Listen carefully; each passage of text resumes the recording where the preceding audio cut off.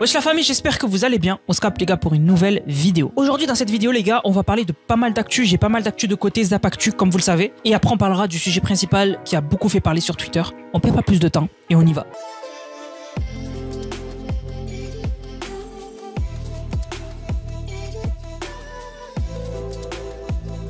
Tout d'abord, imaginez Emmanuel Macron lancer un smartphone. Vous vous dites, Anna, c'est de la science-fiction. On a Donald Trump qui a lancé son smartphone, son propre smartphone et son propre forfait mobile. C'est juste abusé. Alors bon, attendez-vous à voir les youtubeurs tech faire des vidéos review du téléphone de Trump, etc. Alors, Trump, c'est pas la première fois qu'il fait un truc dérivé un peu spécial. Il avait par exemple récemment lancé son propre coin qui s'appelait le Trump. Ça avait bump d'un coup. Et en fait, on se demandait est-ce que finalement c'était éthique, légal de faire ça. Parce que quand t'es connu comme le président des États-Unis, faire un coin, tu te dis bon, c'est un peu bizarre, tu vois. Voilà. Et là, il continue. Donc, il a lancé son propre smartphone. Donc, il s'appelle le T1 et il y a beaucoup de choses à dire dessus. Bon, déjà, on va parler du forfait. On garde le meilleur pour la fin. Donc, le forfait, il coûte très cher pour ce que c'est. Donc, il coûte 47,45 $. Alors, qu'est-ce qu'il vous donne? Il vous donne SMS appel illimité partout aux États-Unis gratuit. Et vous avez les appels jusqu'à 100 destinations internationales. Et vous avez 20 gigas de données mobiles. Et c'est ça que les gens ont trouvé peu. Aujourd'hui, tu utilises énormément Internet et 20 gigas, c'est très peu. Ça part très vite. Surtout si tu l'utilises beaucoup, que tu sors beaucoup.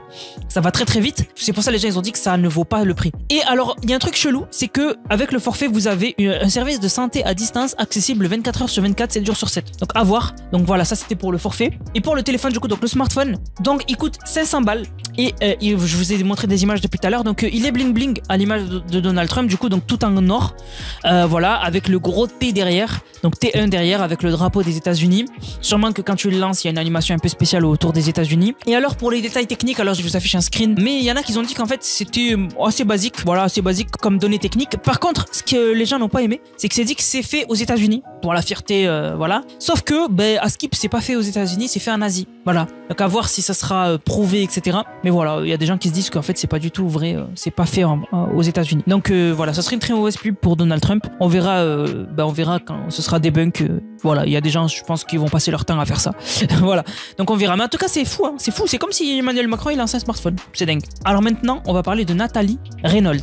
Alors Nathalie, elle, c'est une influenceuse sur TikTok très connue. Et qu'est-ce qu'il s'est passé? Eh bien, elle s'est fait ban son compte TikTok. Voilà. Alors pourquoi? En gros, elle a fait un prank à une femme qui ne sait pas nager. Elle lui a dit, je te donne 20 balles si tu nages, enfin si tu sautes dans l'eau. Et c'est ce que la meuf a fait. Alors en fait, elle s'attendait pas à ce qu'elle le fasse et la meuf l'a vraiment fait parce qu'elle avait besoin d'argent. Et elle a sauté dans l'eau alors qu'elle ne sait pas nager. Et ça, c'est très grave. Parce que déjà, il faut parler des prankeurs. Il faut parler des prankeurs, des gens qui vont dans la rue et déranger les gens alors que les gens ont passé une journée au travail.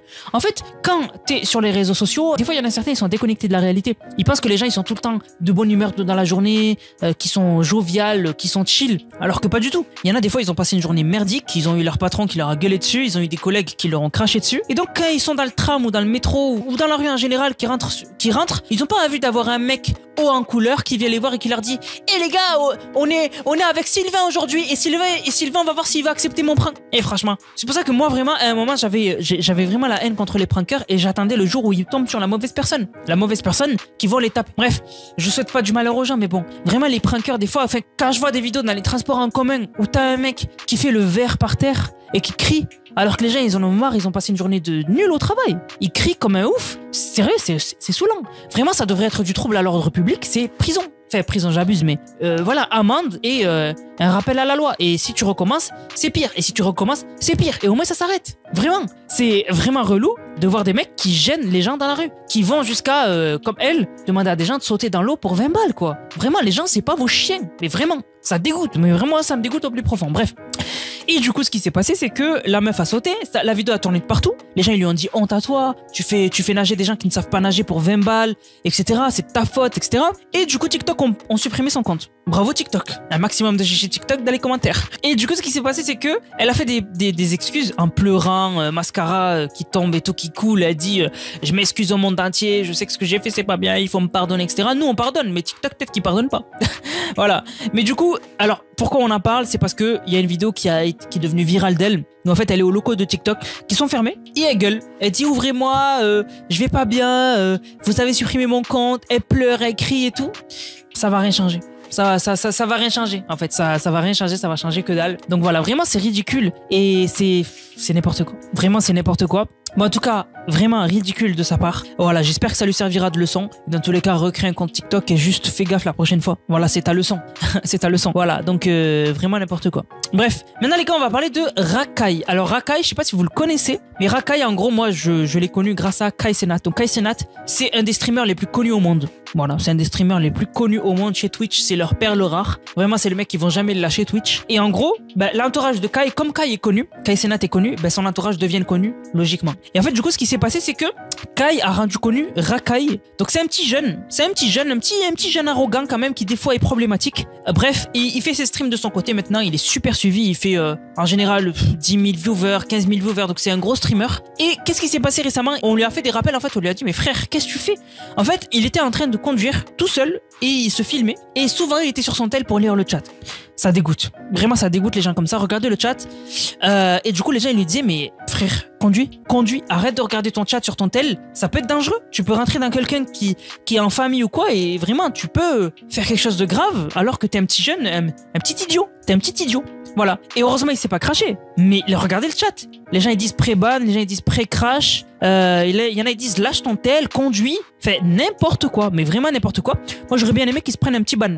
À l'heure actuelle, il ne s'est toujours pas pris de ban. Moi, j'aurais mis un petit ban de 2-3 jours. Histoire que ça imprime. Parce qu'il y a eu la même chose aux États-Unis. On avait eu Jack Doherty qui avait fait la même chose. Alors lui, par contre, c'était pire parce que, alors bon, c'est pareil en vrai. Parce qu'il pleut dans la vidéo. Jack Doherty, c'était pareil. Lui, non seulement il était sur son tel, mais il pleuvait. Donc, vous le savez.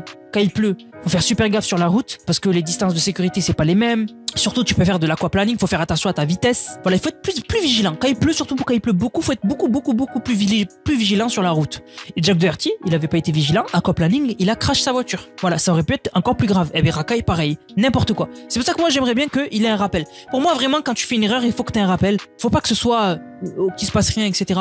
Il faut que vraiment on ait quelque chose où genre tu te dis ah ouais là j'ai déconné, vraiment. Parce que sinon tu percuteras pas. Bref. Bon maintenant les gars on va parler de Aquababe et de Rima Hassan. Alors incroyable ce qui s'est passé sur Twitter. Donc en fait qu'est-ce qui s'est passé? Ça part en fait de Aquababe qui partage une vidéo de Rima Hassan où en gros il dit spotted, donc trouvé en gros, Rima Hassan en charmante compagnie près de la place de la République en France cet après-midi. Et du coup c'est une vidéo d'un mec qui l'a pris en flag et tout. Et en fait Rima Hassan elle a envoyé un message à Aquababe, elle lui a dit sur Insta salut, il faut que tu retires ton post me concernant. Et aussi elle lui a envoyé un message sur Twitter, elle lui a dit retire, il faut que tu retires ton post.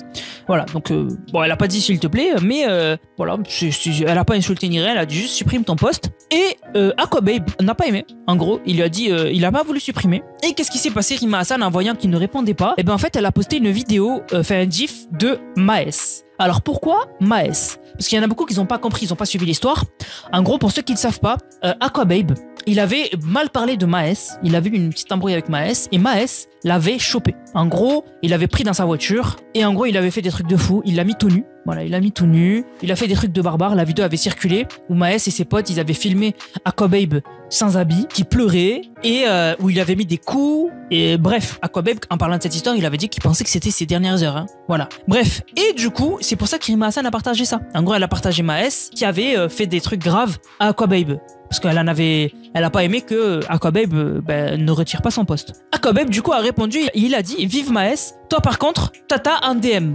Donc en gros il lui a dit viens pas me voir en DM, etc.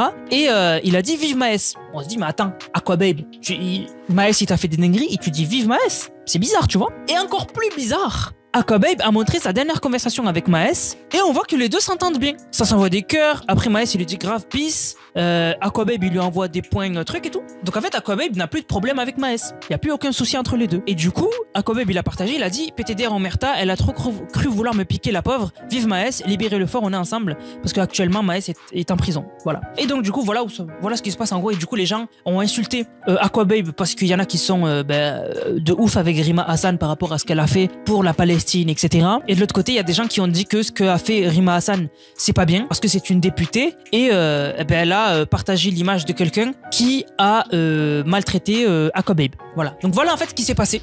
Donc dites-moi vous ce que vous en pensez dans les commentaires. Donc Aquababe dans tous les cas il a dit qu'il assumait totalement. Et puis voilà. Donc dites-moi vous ce que vous en pensez dans les commentaires. Et voilà toute l'affaire. Donc vraiment quand même c'est une affaire grave ouf parce que Aquababe il est super suivi sur Twitter. Beaucoup suivi parce qu'il a toujours les vraies infos, etc. Récemment par rapport à Werenoa paix à son âme, c'était lui qui avait eu l'info en premier Aquababe. Et au début personne ne le croyait. Et Rima Hassan de l'autre côté comment ne pas parler de Rima Hassan, qui a été énormément partagée récemment par rapport à ce qu'elle a fait avec pour la Palestine. Voilà. Bref, dites-moi ce que vous en pensez dans les commentaires. On se capte les gars pour une prochaine vidéo. C'était Nanas, prenez soin de vous. Bang, bang, bang.